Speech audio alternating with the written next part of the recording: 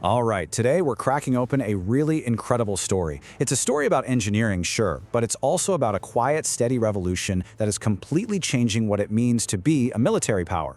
We're going to take a look inside one of the most rapidly changing armed forces on the entire planet to find the secret behind its incredible rise. So here's the big question we're tackling today.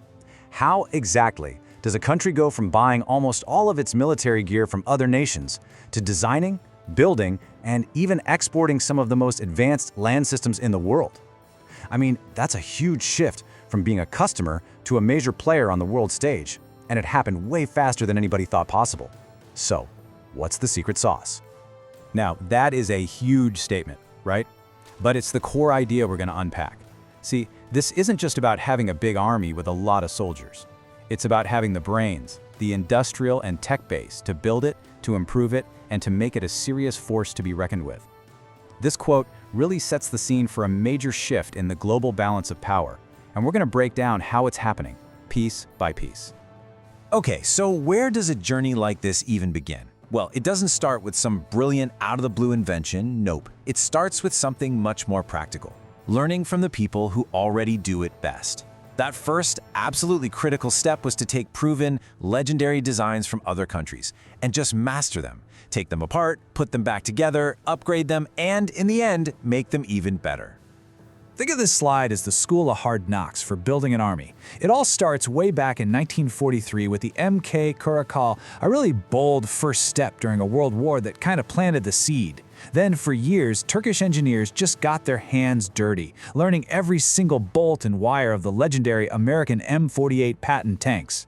From there, they leveled up, combining German engineering with their own fire control systems in the Leopard 1T Vulcan. All of that learning, all that experience, it led to machines like the M60TM Ferrat. Yeah, it's a classic tank, but it's been upgraded into an absolute monster for today's urban combat, packed with modern sensors and protection. This wasn't just fixing things, it was a masterclass in taking things apart and making them better. And here's the thing, mastering other people's technology gets you into the game, for sure. But if you really want to compete, you have to start writing your own playbook.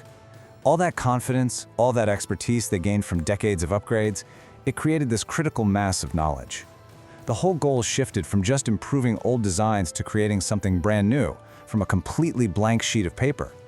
And this slide just lays it out perfectly. On one side, you've got the absolute pinnacle of adaptation, that M60TM Ferret, an incredible upgrade. But on the other side, you have the Altay main battle tank. Now this is not an upgrade, this is a statement. This was designed from scratch, a declaration that Turkey isn't just a student of tank design anymore. It's a master, ready to go head-to-head with the best in the world. This is the moment they went from modifying the past to manufacturing the future. Okay, so you've built an amazing, world-class main battle tank. Great, but is that enough to make a great army? No way! A modern military is like a complex ecosystem, and you need a whole bunch of different vehicles to make it work. So let's look at how Turkey's idea of being self-sufficient sprayed across its entire land force. You probably heard that saying, if all you have is a hammer, everything looks like a nail.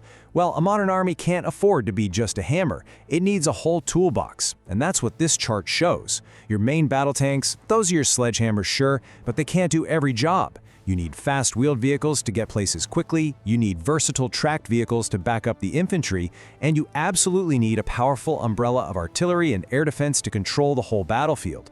Turkey's industry didn't just build the flashy tanks, they set out to build the entire toolbox. And one of the most important tools in that box? Serious long-range firepower.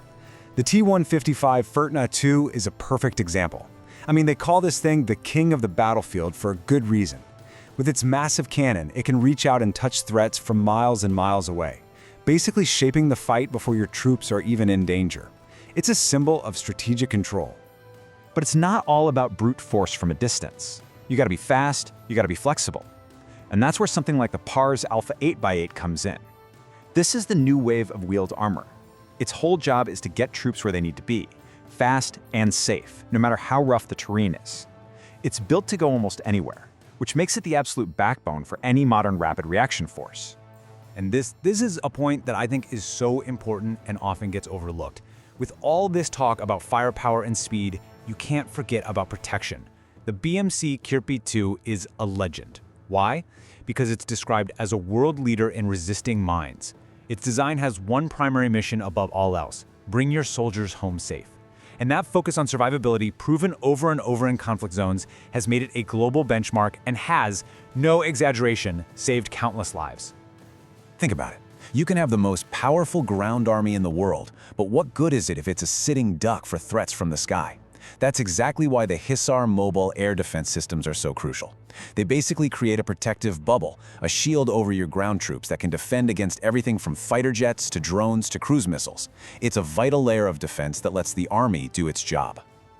Okay, tanks, check. Armor, check. Artillery, check. It's a really impressive lineup of homegrown hardware, no doubt about it. But is that the whole story? Is that the real secret to becoming a military superpower in the 21st century? The answer is not even close. The real transformation, the true leap into the future, is happening somewhere else entirely. Yeah, just let that sink in for a second. The most revolutionary part of this entire story isn't about how thick the steel plating is or how big the cannon is. It's about the lines of computer code, the algorithms, the artificial intelligence. It's about the silicon chips that are creating a totally new kind of soldier, one that doesn't need to sleep, doesn't feel fear, and can go into places far too dangerous for any human. And this isn't just one robot doing one thing. It's a whole new way of thinking, a layered approach. You start small with smart little unmanned ground vehicles, UGVs, like the Havelsan Barkhan. Think of them as robotic scouts, risking themselves to check things out so soldiers don't have to. Then you have unmanned combat systems, like the Aselsan Alan, which lets a commander fight a battle from a totally safe location. And it goes all the way up to heavyweights like the Alpar, a robotic vehicle that packs the punch of a tank but with no human crew inside. And I need to be absolutely clear about this. What you're seeing, this isn't some sci-fi movie concept. This isn't a blueprint for the future. This is happening right now. These systems are being built, tested, and woven into the fabric of the army as we speak. The age of robotic warfare isn't on the horizon, it's already here. And this is the new frontier, where the military powers of the next century will be forged. And here it is. This is the answer to that big question we asked at the very beginning. This quote, describing the FNS Shadow Rider, this is the mic drop moment. It's not just remote controlled, it can perform missions entirely on its own using artificial intelligence. This is the secret. This is the quantum leap. It's the ability to give a machine an objective and it figures out for itself how to get it done. So, let's bring it all together. The real secret to this military transformation, the ingredient that elevates a nation into the superpower conversation, it isn't just about being able to build your own hardware anymore. It's the deep strategic focus on mastering autonomy. That is the ultimate force multiplier. A single soldier who can command a whole squadron of intelligent machines is suddenly more powerful than a dozen soldiers in old-school vehicles. And that's where we'll leave it, with a huge question for you to think about. If the future of war is less about how many boots you have on the ground and more about how smart your machines are, then our entire definition of a superpower might be due for an update. The nations that truly master this new world of AI and robotics, they might just be the ones who write the next chapter of history. What do you think that future is going to look like?